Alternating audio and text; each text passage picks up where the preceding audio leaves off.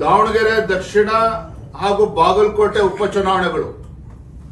ದಾವಣಗೆರೆ ದಕ್ಷಿಣ ವಿಧಾನಸಭಾ ಕ್ಷೇತ್ರ ಇನ್ನೂ ಕೂಡ ಮತ ಎಣಿಕೆ ಆಗ್ತಾ ಇದೆ.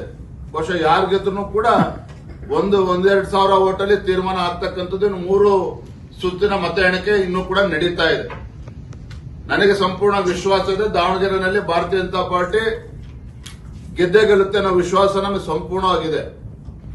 ಬಾಗಲಕೋಟೆ ನಾವು ನಿರೀಕ್ಷೆ ಮಾಡಿರಲಿಲ್ಲ. ಹಿಂದೆ ಕಾಂಗ್ರೆಸ್ ಗೆದ್ದಿದ್ರೂ ಸಹ ಈ ಬಾರಿ ಆ ಕ್ಷೇತ್ರದಲ್ಲಿ ಮತದಾರರು ನಮ್ಮನ್ನ ಕೈ ಹಿಡಿತಾರೆ ಅನ್ನೋ ವಿಶ್ವಾಸ ನಮಗೆ ಸಂಪೂರ್ಣವಾಗಿತ್ತು. ಯಾಕೆಂತ ಹೇಳಿದ್ರೆ ದಾವಣಗೆರೆ ದಕ್ಷಿಣ ಮತ್ತು ಬಾಗಲಕೋಟೆನಲ್ಲಿ ನಮ್ಮ ಕಾರ್ಯಕರ್ತರು ಸಾಕಷ್ಟು ಶ್ರಮವನ್ನು ಹಾಕಿದ್ದಾರೆ. ನಮ್ಮ ಸಂಘಟನಾ ಚಟುವಟಿಕೆಗಳಿಗೆ ಏನೇನಾಗಬೇಕು ಎಲ್ಲವೂ ಕೂಡ 100ಕ್ಕೆ 100ರಷ್ಟು ನಾವು ಶ್ರಮವನ್ನು ಹಾಕಿರ್ತಕ್ಕಂಥದ್ದು. ಇದ್ರ ಮಿಗಿಲಾಗಿನೂ ಕೂಡ ಏನು ಮಾನ್ಯ ಮುಖ್ಯಮಂತ್ರಿಗಳು ಸ್ವತಃ ಬಾಗಲಕೋಟೆನಲ್ಲಿ ಬಂದು 15 ದಿನಗಳ ಕಾಲ ಬೀಡು ಬಿಟ್ಟಿರ್ತಕ್ಕಂಥದ್ದು. ಸಚಿವ ಸಂಪುಟದ ಸದಸ್ಯರುಗಳು ಅಲ್ಲಿ ಬೀಡು ಬಿಟ್ಟಿದ್ದು ಎಲ್ಲ ಕೂಡ ತಾವು ನೋಡಿದ್ದೀರಿ.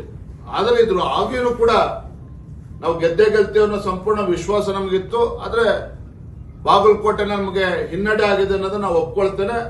ಆದ್ರೆ ಕಾರ್ಯಕರ್ತರು ಮಾತ್ರ ಸಾಕಷ್ಟು ಶ್ರಮವನ್ನು ಹಾಕಿದ್ದಾರೆ. ಸರ್